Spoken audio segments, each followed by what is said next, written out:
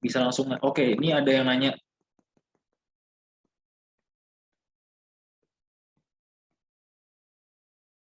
Oke, RCMF itu apa ya Kak di grafik? Jadi, sorry mungkin kalau bikinnya pakai pakai itu ya kayak singkatan-singkatan bahasa Inggris gitu karena itu yang biasa biasa di ini.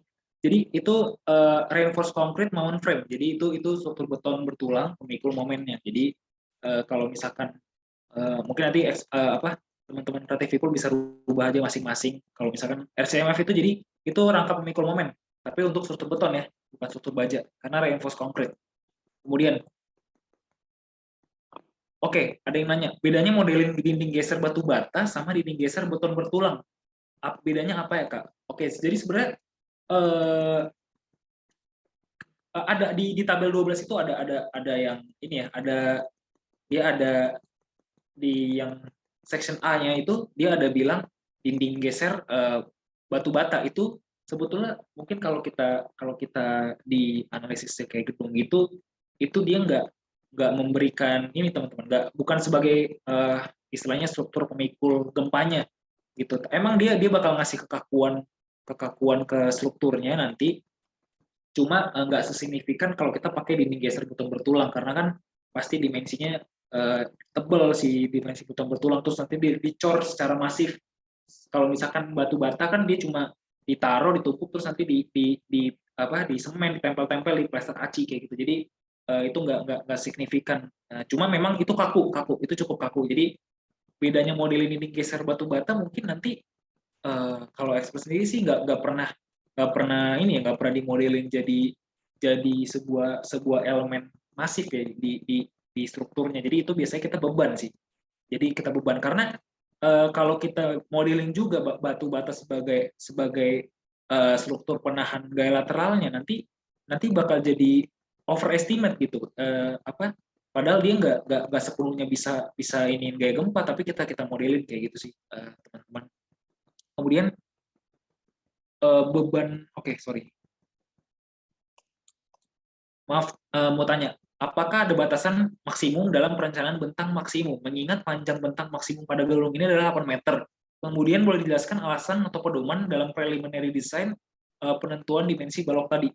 Nah, eh, kalau bahas eh, batasan maksimum dalam perencanaan bentang itu sebenarnya kita nggak bisa ini teman-teman nggak bisa nentuin mau bentang berapa. Jadi kalau nanti di dunia nyata, maksudnya di dunia nyata di dunia kerja gitu mungkin kita ya terima terima dari arsiteknya mau 10 meter, 12 meter, ya itu kita kita ikutin teman-teman creative people. Jadi nggak ada batasan maksimum. Jadi nanti kita kita harus ngasih solusi istilahnya dari arsitek maunya kayak apa, baru kita bikin strukturnya kayak gimana. Kemudian untuk yang alasan atau pedoman dalam prelim tadi, sebenarnya ini bukan dari kebiasaan, dari pengalaman juga buat yang nanya ini mungkin kalau nanti coba aja modelin misalkan itu ngikutin dimensi minimum. Itu kan kalau di SNI dimensi minimum, minimum yang artinya pasti bisa lebih besar dari itu. Jadi itu kayak batasan dia. Sedangkan nanti kan kita kalau misalkan mau pakainya dimensi minimum, terus kita masukin di tabs, kita analisis, kemungkinan besar nanti misalkan merah, overstress. Berarti kan kita harus ganti kan, lebih lebih diperbesar dimensi strukturnya. Nah makanya itu kenapa tadi L per 10 per 12 sebetulnya itu kayak ya mungkin kita pendekatan kita gitu berdasarkan pengalaman langsung pakai aja, bukan langsung pakai aja tapi kita pilih kita besar dulu dimensi, jangan jangan ngikutin dimensi minimum dulu karena nantinya ngeluarin effort lagi buat ngerubah dimensi karena kita pakai dimensi minimum sebelumnya. Oke, selanjutnya ke sistem struktur gempa. Kalau struktur bangunan di bawah 5 lantai dengan struktur utamanya hanya kolom dan shear wall, itu nanti akan menggunakan sistem struktur yang mana ya? Eh, kalau misalkan ini ya, ini pertanyaannya menarik ya. Mungkin agak bikin bingung ya tadi ya. Kalau misalkan di bawah 5 lantai dengan struktur utamanya hanya kolom dan shear wall. Nah, jadi sebetulnya nggak ada tuh teman-teman di tabel 12 itu kolom dan shear wall aja. Adanya kolom balok, moment frame dan si shear wall-nya. Jadi itu bekerja sama nanti dia. Jadi dual system kayak gitu. Nah, kalau kasusnya gini berarti itu kolomnya nggak jadi penahan gempa. Nah, itu dia akan jadi nahan gravitinya aja. untuk beban-beban gravitasinya. Jadi dia nggak jadi penahan gaya lateralnya. Nah, yang nahan siapa? Si shear wall-nya gitu. Mungkin kalau teman-teman bisa lihat di supermarket misalkan tuh, itu sering kayak gitu. Nggak mungkin kalau kalau nggak terlalu kelihatan shear wall yang mana, tapi kalau misalkan diteliti itu ada biasanya dia shear wall-nya, kemudian nanti ada kolom kolom gravity kolom bilangnya. Jadi dia nanti gravity kolom dia pakai ya biasanya dia pakai flat slab ataupun nanti ada drop panelnya. Jadi dia nggak pakai balok. Jadi dia flat slab ada drop panel, yaitu tuh untuk dia baloknya digantikan kayak gitu teman-teman. Jadi kalau ditanya sistem strukturnya ya dia berarti akan cuma dinding gesernya aja, dinding geser buton bertulang entah khusus atau biasa, nah itu ntar tergantung kita di kategori desainnya. Oke, kemudian kalau misalkan bangunan ini multifungsi, yaitu digunakan perpustakaan umum, supermarket, dan kantin berupa kafe. Kalau dari kakak, apakah ini bisa dimasukkan kategori 2?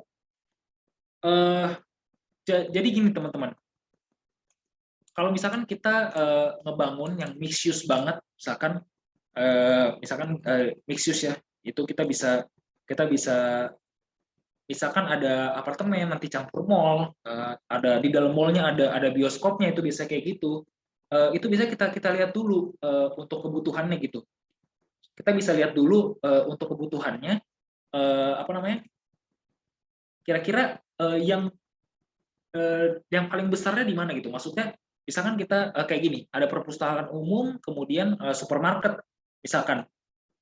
Nah, perpustakaan umum kan dia fasilitas pendidikan, berarti dia udah yang udah yang urgent ya, dia di kategori yang 4 misalkan.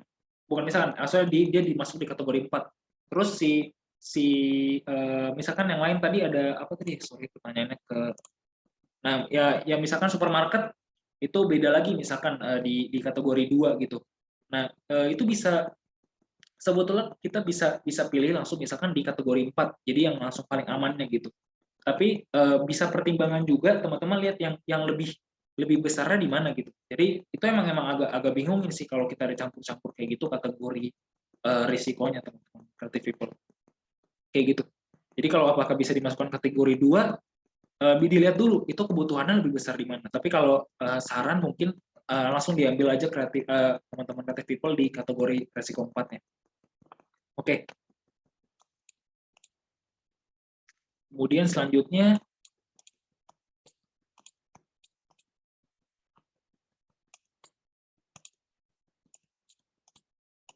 oke, Kak, untuk pembebanan atap kan itu dibuat miring ya si material bajanya, betul. Lalu bagaimana dengan tangga? Kalau tidak salah tadi hanya berbentuk slab 200 dan bentuknya rata. Apakah itu memang pengecualian? Nah, jadi gini teman-teman. Kalau kita modelin tangga, kita bikin dia miring, sebetulnya itu ada banyak yang suka bikin model kayak gitu, tapi kalau expert pribadi, kalau nyoba, misalkan dicoba nih, apa namanya, untuk modelin miring itu biasanya nanti ada si tapesnya jadi kayak bingung untuk transfer si bebannya ke balok mana gitu, sedangkan kan kita butuh ini, kita butuh reaksi di dua tumpuan baloknya gitu istilahnya, yang untuk si tangganya. Jadi kalau bisa untuk dia ngebebanin si baloknya dulu dengan platnya yang datar itu, nanti kita bisa hitung manual tangganya. Jadi kita bisa untuk tahu dulu, jadi reaksinya untuk si tangganya berapa gitu. Jadi kita untuk tahu itu. Jadi kalau di modelin miring itu yang ditakutkan ini jadi bikin si tapesnya bingung nanti ngetransfer beban ke baloknya kayak gitu teman-teman. Oke, mungkin udah mau pertanyaan terakhir ya. Oke, ini terakhir nih kita coba.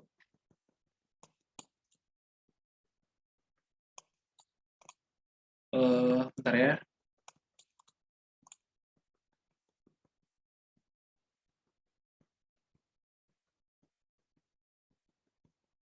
Oke, untuk membedakan plat dengan membran lalu saat dicek gaya dalam balok induk tidak mengalami torsi padahal berada di sebelah opening yang seharusnya ada torsi.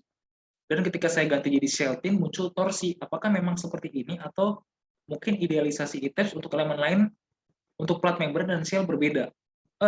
Kalau kita lihat torsinya itu mungkin dilihat dulu gayanya teman-teman. Jadi eh, yang dia bisa puntir itu ngasilin puntirnya, misalkan oke openingnya besar kayak gitu. Eh, Kalau misalkan dibilang harus ada torsi, kita cek dulu. Jadi kita cek cek dulu nanti hasil gaya dalamnya. Kalau memang dia mungkin secara di elemennya, dimensi baloknya dia udah cukup kaku, cukup baik untuk menahan torsi, berarti mungkin bisa kejadian dia nggak ada torsinya lagi gitu. Tapi kalau kita mungkin elemennya mini gitu, kecil, mungkin nanti ya itu bahaya torsi gitu. Tapi kalau misalkan kemudian kalau dibilang jadi Celtic itu muncul torsi gitu. Jadi bisa kita lihat mungkin si apa namanya si platnya dia bergerak kayak mungkin dia ngegandeng sama si baloknya gitu, itu bisa jadi kemungkinan. Jadi bisa itu harus dicek sih gaya dalamnya kayak gitu. Kemudian idealisasi tes untuk elemen lain plat membran dan shell, iya jelas beda. Kalau kalau membran kan dia nggak ngasih kekakuan karena dia hanya sumbu Z-nya aja, dia nggak transfer aja beban dari gravity nanti ke kolom baloknya. Kemudian untuk shell itu ya dia ngasih kekakuan gitu, dia ngasih kekakuan. Mungkin terakhir nih pertanyaannya ya, untuk define section properties kita hari ini emang nggak bikin property modifier dulu, tapi minggu depan kita bakal bikin model untuk yang service dan ultimate. Jadi nanti kita ngecek Bezier gempanya, kita cek dulu secara service, kita dapat Beziernya, baru nanti kita ultimate itu nanti kita untuk ngecek driftnya dan nanti di desain strukturnya. Kayak gitu mungkin teman-teman.